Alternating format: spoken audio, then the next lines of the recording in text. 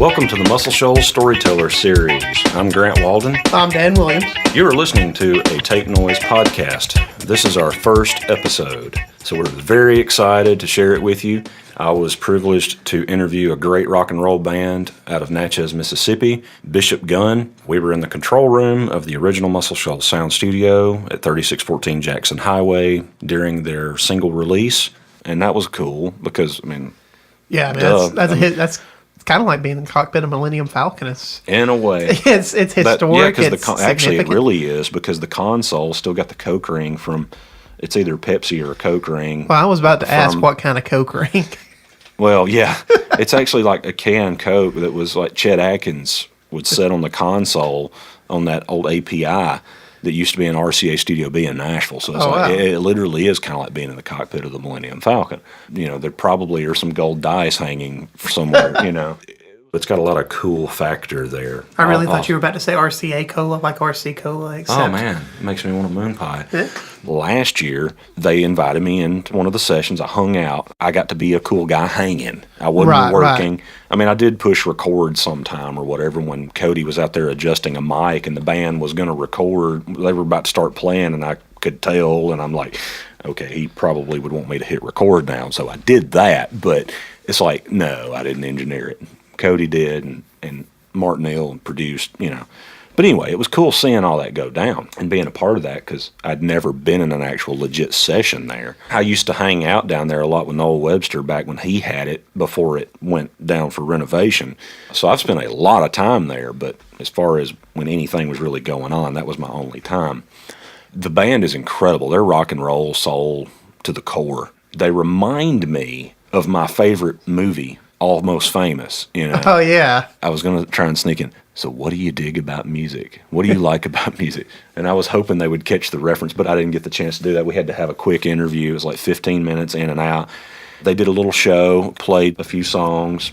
Their lead singer told me that he intentionally wanted to do an acoustic show because one of the songs has horns and everything. Sure. They wanted to do something a little different than what people were going to go home and hear on the record. But anyway, I hit them up on Facebook 2 days before. I messaged all the band members. I was like, hey, I've got this podcast I'm starting and would love to interview you. Really hoping that it would happen, but not sure. I knew that if I was going to do this, it was going to just have to be record the audio on my phone. So I had to save a bunch of files off of my phone and delete stuff, so I would even have room on my phone. So I was down here late the night before in the studio getting all that stuff where I would actually have room on my phone, because how embarrassing would that be to be in the middle of an interview? Oh, I don't have room on my phone.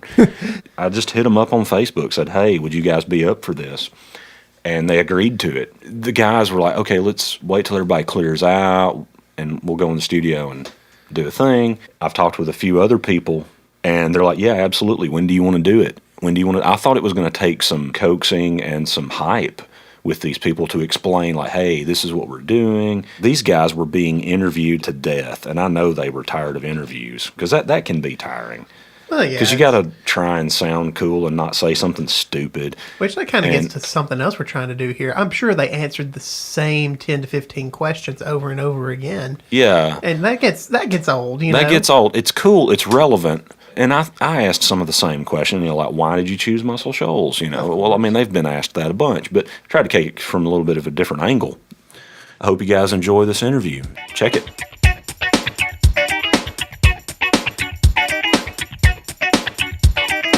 Bishop Gunn. Bishop Gunn, yeah. So we're down here in the control room just to kind of set the tone for the setting where we are. And the phone is right now on the console. 4 songs of our album, of course. And right there is the Coke ring from Chet Atkins. It was at RCA Studio B, so it's super cool console. So the legendary Muscle Shoals sound. How was it recording here? Awesome. And what an honor.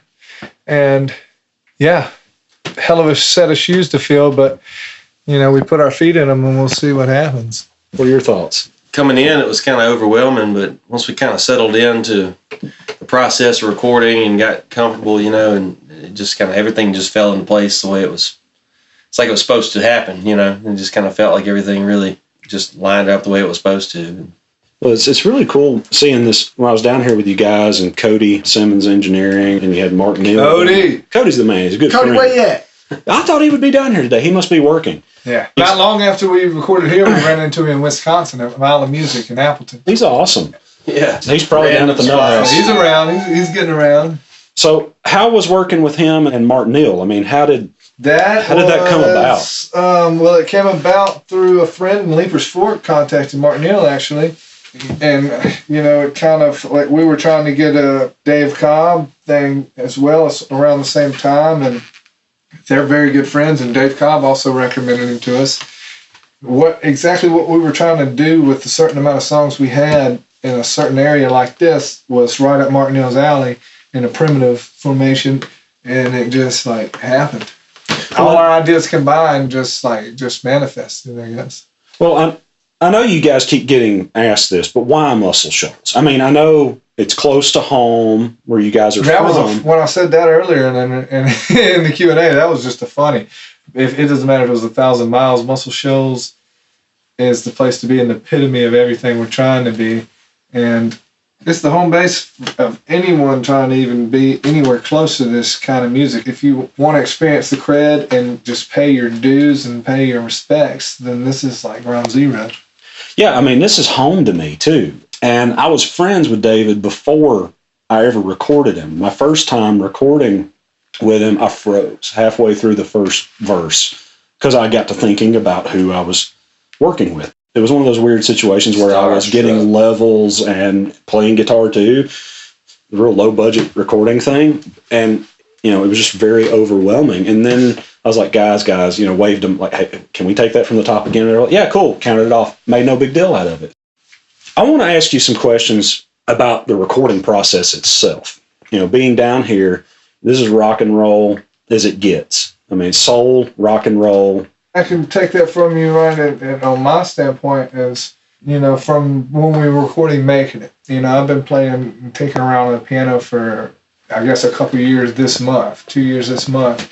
And last July, I wanted to play the grand here on our song called Making It. And was put in a spot, just totally dove into a pond I probably shouldn't have tried to even swim in, but through the experience and through the situation, gained a whole new set of gills or something, And at the same time, during recording that, I get a call that the guy I'm renting the house from isn't paying the mortgage. My landlord's not even paying the mortgage on his own shit, so I'm evicted. So I'm currently trying to gather up friends from home in Natchez to help move my family to the next location that I might find, in Natchez.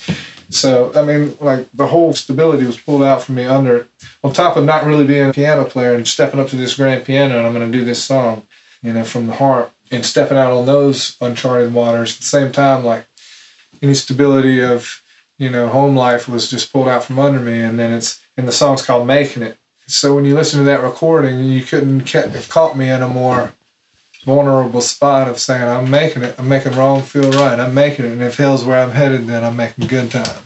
And you making it. You couldn't have found a more vulnerable spot to catch me in on that time. So that's that as real as it gets. Yeah, that's and being right here in the middle of it and talking to Mark. I mean, Mark took me over to the side. He knew some shit was wrong. We had a little therapy session on the corner over there. And yeah. So. And then I stepped to this piano, and I couldn't have been more in a more vulnerable spot to fuck up or to do great. It was just, white. Just it was real. Yeah, it's very intimate, real. Straight white wall. Whatever was going to be painted was exactly the color I had to offer. So, at the end of that, what did that do for you?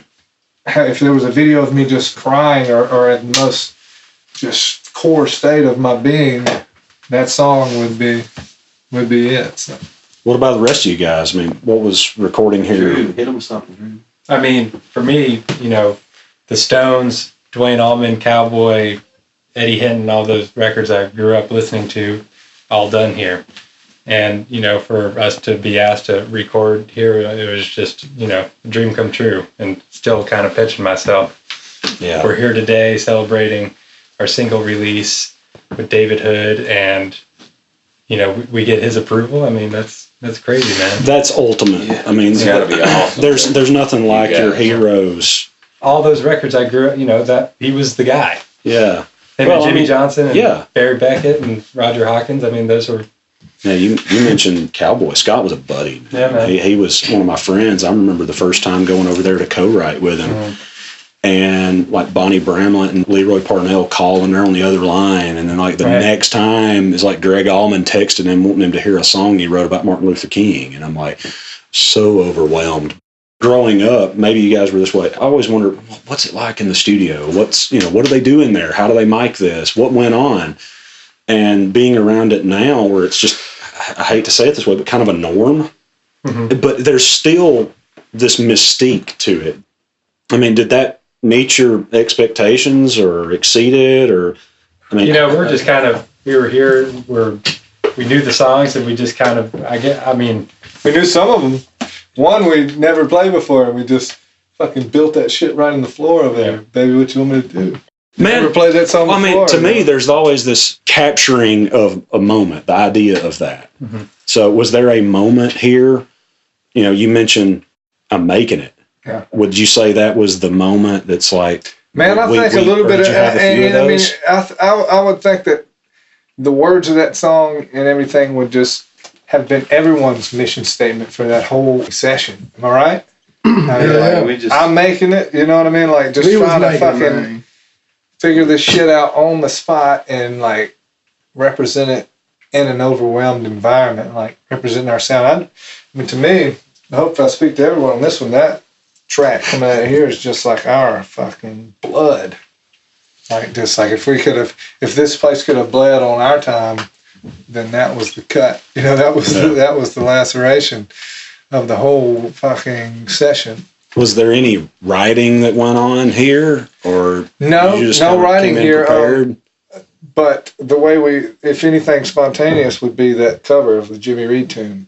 We all rewrote that arrangement. I look forward to hearing that. That whole not necessarily the arrangement, but the dynamic of the arrangement, just the interpretation of the arrangement and everything.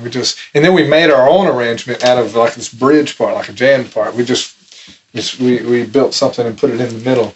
Not only did we put our own vibe on all the verses and the choruses, but we added a whole new part. You're kind of shifting gears here a little bit. Where do you guys feel like you fit in? What's your message? What are you guys wanting to communicate to the world? Hopefully everyone that hears your music.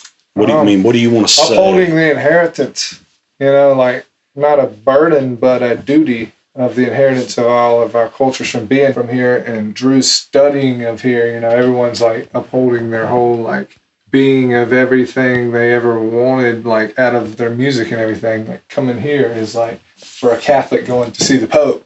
You know what I mean? It's like this is going church. to the Vatican or something. You know what I mean? It's just any kind of emotion. If anyone feels anything, that's given. This is ground zero. I think this is ground zero for all of us. Am I correct? It's like the Holy Grail. The Holy this is the Vatican. This is the center line. Yeah. Yeah. This is ground zero for all of us. I believe.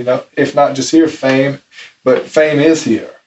Yeah, absolutely. Yeah, absolutely. You can't talk about this without talking about fame. You're talking about fame when you talk about this. Well, the cool thing about it is this area, it's rich in history, and the guys are still, a lot of them are still living. I mean, you mentioned Cowboy. This is Bethlehem. Yeah. This is a musician's. Yeah, this is a musician's Bethlehem. Exactly. Right, if you want to bring religion into how you feel about your music and everything, this is a musician's Bethlehem. Man, I want to wrap this up because I don't want to take any more of your time. I know you guys have had a lot of interviews and are probably interviewed out. So again, thank you. If you have not been asked a question, something that you like, man, why has nobody asked us this? What are you guys anxious to talk about that no one's asked, or something that you guys want to put out there? The Bishop Gunn Crawfish Bowl, May 12th in Natchez, Mississippi. This is going to be a big thing. This is the first year. It's going to be a yearly festival in Natchez, Mississippi called the Bishop Gunn's Crawfish Bowl, BGCB. Cool. And this is where we invite all of our fans from around the country and eventually around the world to come to our hometown, and we hold it on the bluff in Natchez, Mississippi. 200 foot over the Mississippi River, oldest town on the Mississippi River, 202 years old this August, 2 years older than New Orleans. Oh, wow. Natchez, Mississippi. That's where, the original cultural blender. I mean, all the culture that came down the river. You know what I mean? It's the oldest town on the Mississippi River, so all the cultures that were going on in that time just congregated there. And That's we want super to cool. we want to invite people from all over the world to come there and do it once again. You know, like, let's make this a port again. You know, because it was on the river. It was a port of products of everything. And what we're trying to do is just reignite that. It's like, let's make Natchez a port again. You know, a port of just culture. Thanks, man. Man, thank y'all. Appreciate it. Yeah, that's it. Have a good Thank you, trip on the brother. road. Thanks for Best of having us, luck man. on your shows. And thank you. And best of luck on the release, man. Yeah. I don't know about you, but I'm super stoked about the Bishop Gunn Crawfish Bowl in Natchez, Mississippi this May 12th. They said it's going to be the first of a yearly event, so be sure to check that out as well. What could be better than great food and great music? Today is May 4th, 2018. It's actually the release date of their full-length album, Natchez, so I've got to go get my copy and go get yours. It's available in vinyl and digital platforms, Spotify, Pandora, Amazon Music, iTunes, CD Baby, all the good stuff. Go support this great band. They're amazing. Mark Neal, who produced Brothers by the Black Keys that won, was it one Grammy or a couple Grammys? I'm not even sure. I know it won at least one, but anyway, it was the album that was recorded at the same studio before they closed it for renovation. So Bishop Gunn is the first band to record in the location, 100% newly renovated. Hope you enjoyed the interview with Bishop Gunn. Be sure to support them by going to see them at a show and buying their music. Follow them on all of the social media platforms. Also, follow us on all the social media platforms. We'll have a website coming soon, hopefully. Facebook, Twitter, Reddit, Instagram. YouTube. Yeah, YouTube. Yeah, the Instagram. The Instagram. Yeah. I'm a big fan of Instagram right now. So be sure to absolutely follow us on that. And be sure to subscribe wherever it is you're listening to this podcast. If that's iTunes, if that's Spotify, wherever it is that you're listening to this podcast, be sure to subscribe to it. We've got plenty more coming, and it's the best way to keep up with us. Well, that, and we're probably going to post a ton to Facebook, but yeah, we'll be posting on all the social platforms. So be sure to follow us. I know we just talked that a lot, but that's okay. yeah, Yeah. talk that a lot. Shameless plug. Yeah, I got it. Absolutely. So again, thank you for listening to the Muscle Shoals Storytellers series of a Tape Noise podcast.